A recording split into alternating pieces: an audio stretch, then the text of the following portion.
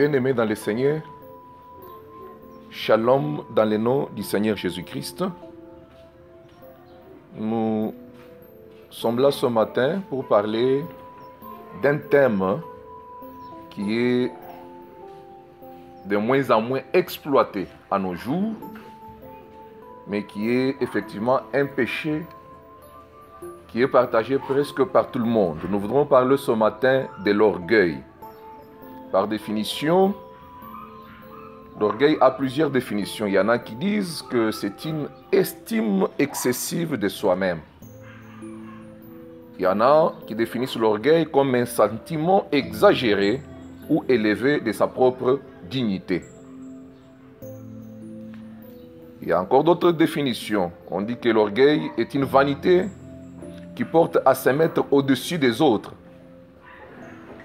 Opinion très avantageuse, le plus souvent exagérée, qu'une personne a de sa valeur personnelle au dépens de la considération due à autrui. L'orgueil a une origine biblique. L'orgueil tire son origine dans la Bible.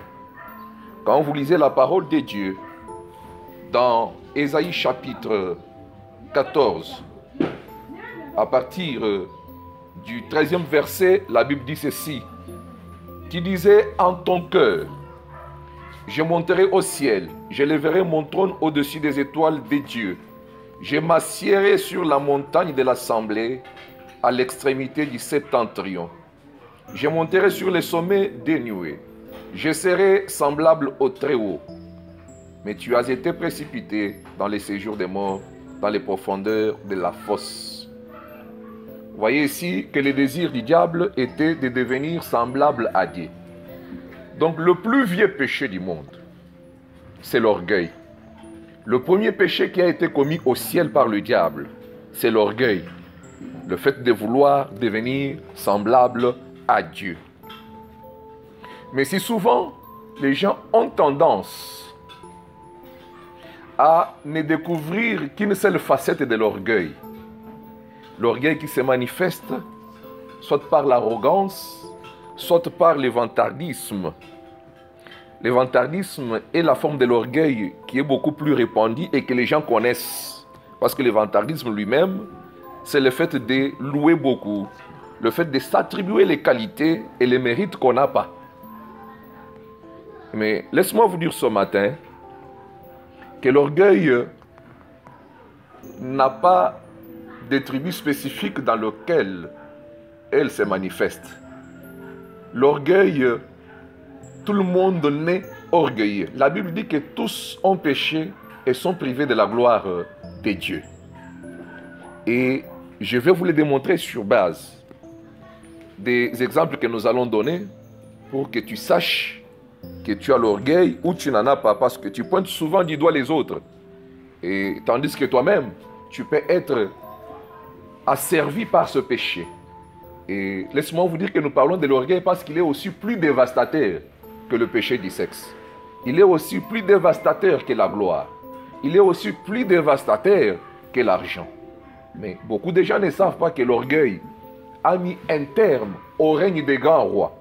Si Nebuchadnezzar a été rejeté par Dieu, c'est parce qu'il a conçu l'orgueil en lui. Un jour qu'il s'est mis sur le balcon, il a contemplé la magnificence de son royaume et il dit, voici cette Babylone que j'ai bâtie par ma force. Il n'a pas reconnu la place de Dieu dans sa vie. Et pour cela, il a perdu son règne. Alors, aujourd'hui, il y a des gens qui ternissent leur destinée parce qu'ils ont l'orgueil en eux. Et la Bible dit, Dieu résiste aux orgueilleux et il fait grâce aux humbles. Alors, vous devez vous poser la question de savoir si certaines choses ne marchent pas dans votre vie. N'êtes-vous pas devenu un opposant à Dieu parce que vous avez conçu de l'orgueil en vous?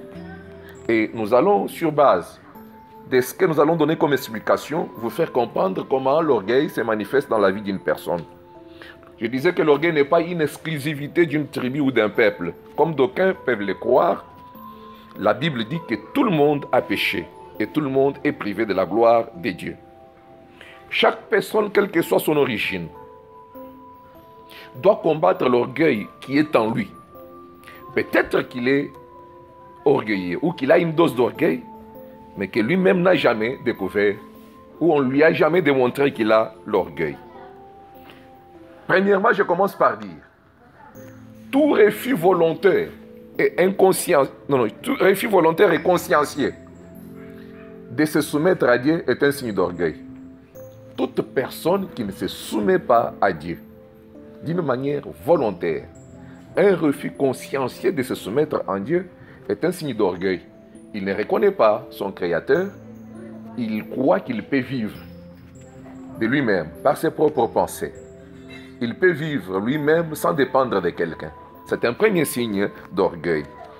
Et l'insoumission à tous les niveaux reflète l'orgueil qui est dans une personne. On reconnaît aussi un orgueilleux parce que l'orgueilleux ne reconnaît jamais ses fautes.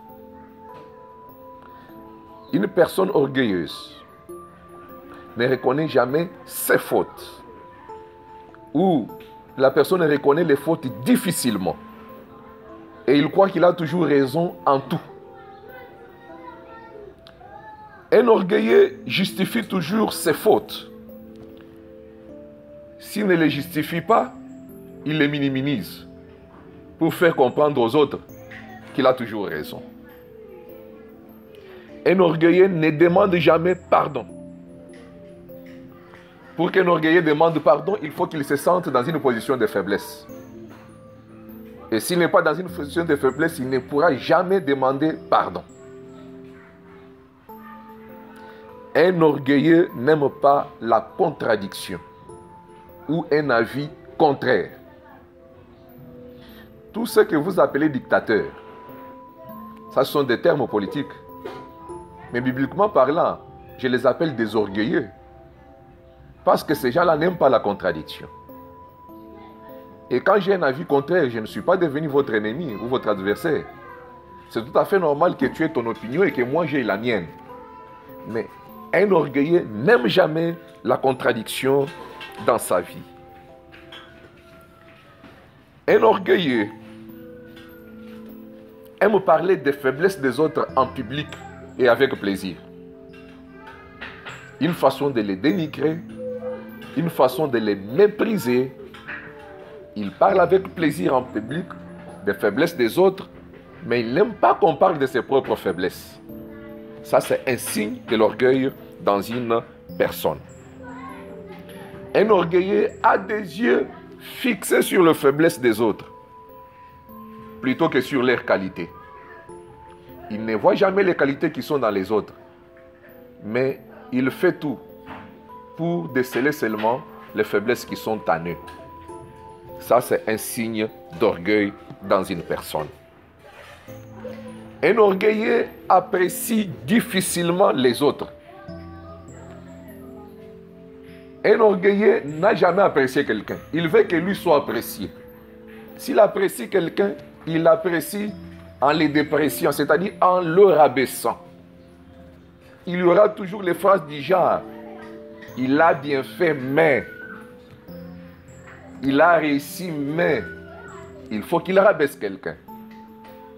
Il n'apprécie jamais les autres. Un orgueilleux n'aime pas l'alternance au pouvoir parce qu'il estime qu'il est le seul qui a les capacités au-dessus des autres. Un signe d'orgueil. Un orgueilleux n'aime pas travailler en équipe parce qu'il veut que toute la gloire revienne à lui. Il ne veut partager cette gloire avec aucune autre personne. Raison pour laquelle il n'aime pas un travail en équipe. Il aime travailler seul, isolé, pour que toute la gloire de la réussite lui revienne. Un orgueilleux aime les éloges. Il aime qu'on lui fasse des éloges. Il se croit être le centre de l'univers. Il aime qu'on l'applaudisse. Il aime qu'on les loue. Il aime qu'on les vante. Il aime les éloges. Quelqu'un qui aime les éloges et qui fait tout pour recevoir les éloges des hommes, c'est un orgueilleux. Un orgueilleux n'aime pas être dirigé, mais il aime toujours diriger les autres. Il n'acceptera jamais qu'il soit soumis aux hommes, mais lui veut que les hommes lui soient soumis. C'est le signe de l'orgueil dans quelqu'un. Un orgueilleux est rempli de lui-même. Il est trop sûr de lui-même. Et en dehors de lui, il n'y a personne comme lui. C'est pourquoi il parlera toujours à la première personne du singulier. Je fais. Il n'admettra jamais qu'on parle de quelqu'un d'autre. Il est trop imbu de lui-même. Il est trop rempli de lui-même. Un orgueilleux croit qu'il n'y a que lui qui possède tous les savoirs et tous les pouvoirs. En dehors de lui, personne d'autre ne connaît. En dehors de lui, personne d'autre ne peut faire ce que lui fait. Un orgueilleux souffre quand on choisit quelqu'un d'autre à sa place. Il se sent menacé par les succès des autres. S'il faut plébisciter quelqu'un, ça doit être lui. S'il faut choisir quelqu'un pour une tâche, ça doit être lui. Et quand quelqu'un dans son entourage réussit, il se sent menacé par cette réussite. Parce qu'il s'est dit, il va attirer l'attention des autres, alors que lui veut que l'attention des autres soit concentrée sur lui. Un orgueilleux est indifférent. Les gens ne savent pas que l'indifférence est un signe d'orgueil. Une personne qui est indifférente vis-à-vis des autres, c'est une personne qui cherche toujours à se démarquer.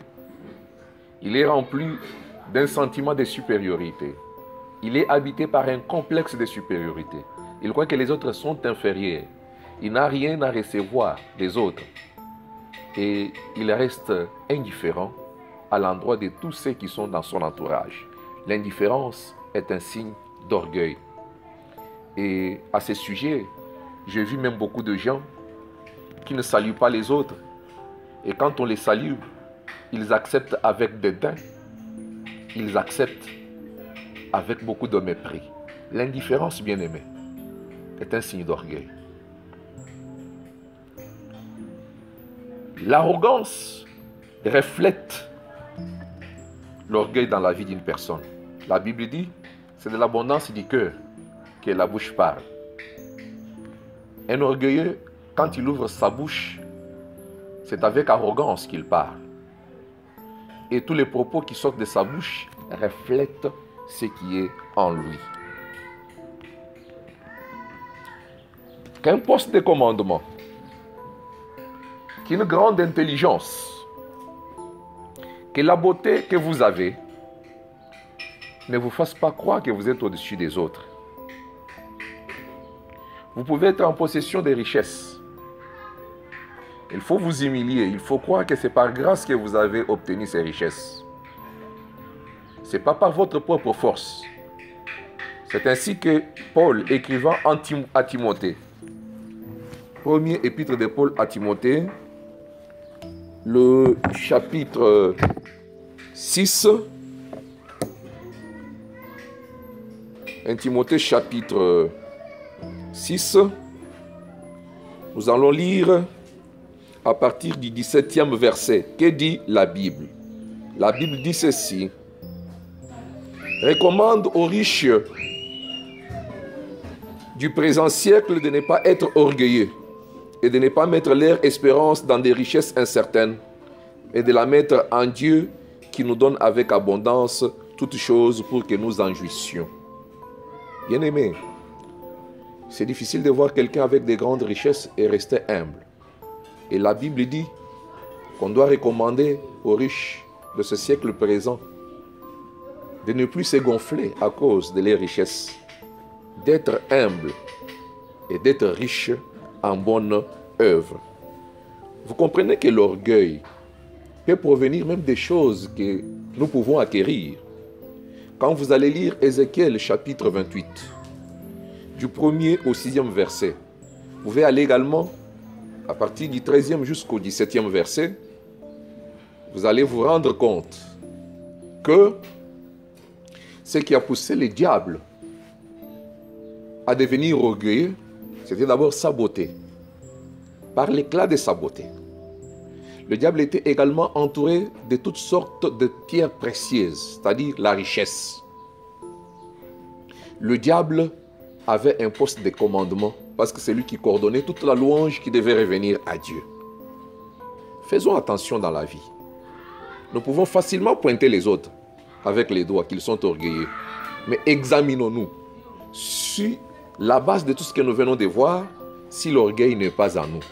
Si l'orgueil est en nous, sachons bien que nous devenons un problème à Dieu parce que Dieu va s'opposer à nous. La Bible dit, Dieu résiste aux orgueilleux. Résister veut dire s'opposer. Et il ne faut jamais souhaiter dans la vie d'avoir comme un opposant Dieu en face de vous. Soyez humbles. Croyez que Dieu élève celui qui s'abaisse et qu'il abaisse celui qui s'élève. Nous terminons ce matin. Nous mettons un terme à notre exhortation ici. Que Dieu vous bénisse. C'est le pasteur Donatien Kassongo Kabeya. Merci.